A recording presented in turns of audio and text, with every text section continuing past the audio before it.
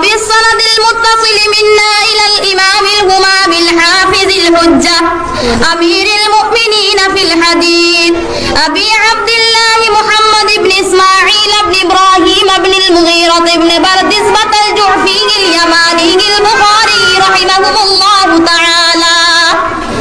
تسليما كثيرا. أما بعد فإن أصدق الحديث كتاب الله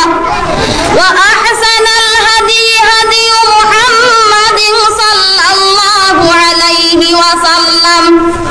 وشر الأمور محدثاتها وكل محدثة بدعة